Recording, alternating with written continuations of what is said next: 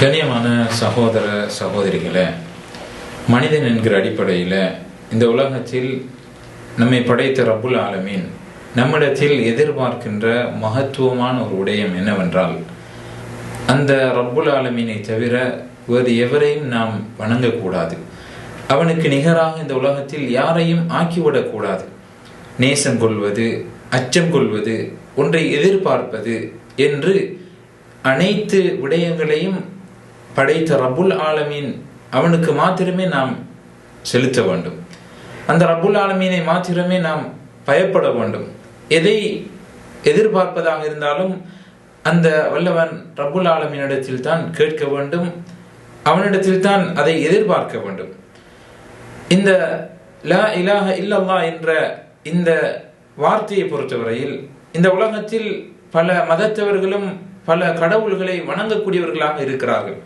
இருந்தாலும் வணங்குவதற்கு தகுதியானவன் அல்லாஹுவை தவிர வேறு யாரும் கிடையாது என்று மனப்பூர்வமாக ஏற்றுக்கொள்வதுதான் இந்த கலிமாவினுடைய இந்த வார்த்தையினுடைய அர்த்தமாக இருக்கிறது. அன்புக்குரியவர்களே, அதற்காகத்தான் நாம் படைக்கப்பட்டிருக்கிறோம்.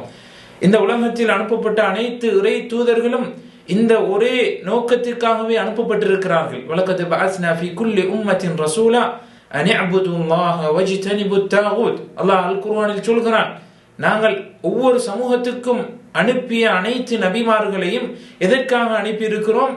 அல்லாஹுவை மாத்திரம் வணங்குங்கள். அல்லாஹ் அல்லாமல் வணங்கப்படுகின்ற எந்த ஒரு கடவுள்களையும் நீங்கள் வணங்கக்கூடாது, அதை வெறுத்து ஒதுக்கிவிட வேண்டும், அதிலிருந்து நீங்கள் தூரமாகிக் கொள்ள வேண்டும் என்கிற ஒரே நோக்கத்துக்காகவே நாம் இந்த உலகத்தில் அனைத்து ரசூல்மார்களையும் அனுப்பி இருக்கிறோம் என்று அல்லாஹ் அல் குர்ஆனிலே சொல்கிறான். கண்ணியமானவர்களே, இமாம் இப்னுல் கய்யிம் ரஹிமஹுல்லாஹ் அவர்கள் சொல்கிறார்கள், இந்த பூமி வானங்கள் அனைத்தும் எதற்காக உருவாக்கப்பட்டிருக்கிறது? இந்த ஒரே ஒரு வார்த்தைக்காக வேண்டித்தான். மனிதர்களாகிய நாம் எதற்காக படைக்கப்பட்டிருக்கிறோம்? இந்த ஒரே ஒரு வார்த்தைக்காக வேண்டித்தான். அல்லாஹு தஆலா இந்த உலகத்தில் அனுப்பிய அனைத்து நபிமார்களையும் எதற்காக அனுப்பி இருக்கிறான்? இந்த ஒரே ஒரு வார்த்தை கலிமத்து தௌஹீத், அல்லாஹுவை தவிர வணங்குவதற்கு தகுதியானவன் வேறு எவரும் கிடையாது என்கிற ஒரே ஒரு குறிக்கோளுக்காக வேண்டித்தான் அல்லாஹு தஆலா இந்த உலகத்தில் வானம், பூமி, ரசூல்மார்கள், அல்லாஹ் அனுப்பிய, அல்லாஹ் இறக்கிய வேதங்கள், அல்லாஹ் கடமையாக்கிய அனைத்து மார்க்கங்களையும் அனைத்து கடமைகளையும் எதற்காக அல்லாஹ் கடமையாக்கி இருக்கிறான்? இந்த ஒரே ஒரு வார்த்தைக்காக வேண்டி. எனவே அன்புக்குரியவர்களே, ஏகத்துவத்தினுடைய அந்த மகிமையை பொறுத்தவரையில் அல்லாஹு தஆலா ஒவ்வொரு தாவாவையும், அல்லாஹ் ஒவ்வொரு பிரார்த்தனை, ஒவ்வொரு பிரச்சாரத்தையும் எதை கொண்டு ஆரம்பிக்கிறான்? ஃபஅலம் அன்னஹு லா இலாஹ இல்லல்லாஹ், நீங்கள் அறிந்து கொள்ளுங்கள், அல்லாஹுவை தவிர வணங்குவதற்கு தகுதியானவன் வேறு எவருமே கிடையாது.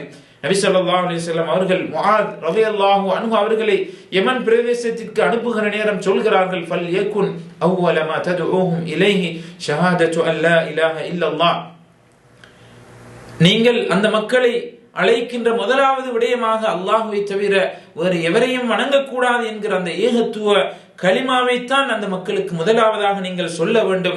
அல்லாஹு தஆலா மனிதர்களை படைத்த நோக்கத்தை பற்றி அல் குர்ஆனில் சொல்கிற போது, வமா ஹலகத்துல் ஜின்ன வல் இன்ஸ இல்லா லியஅ்புதூன், மனிதர்களையும் ஜின்களையும் என்னை மாத்திரம் வணங்குவதற்காகவே நான் படைத்திருக்கிறேன் என்று அல்லாஹு தஆலா சொல்கிறான். எனவே கண்ணியமானவர்களே, இந்த உலகத்தில் வாழுகிற போது நம்முடைய உயிர் நாடியாக, உயிர் மூச்சாக இருக்க வேண்டியது இந்த கலிமத்து தௌஹீத். நாம் அதற்காகவே படைக்கப்பட்டிருக்கிறோம், அதற்காகவே வாழ்ந்து கொண்டிருக்கிறோம்.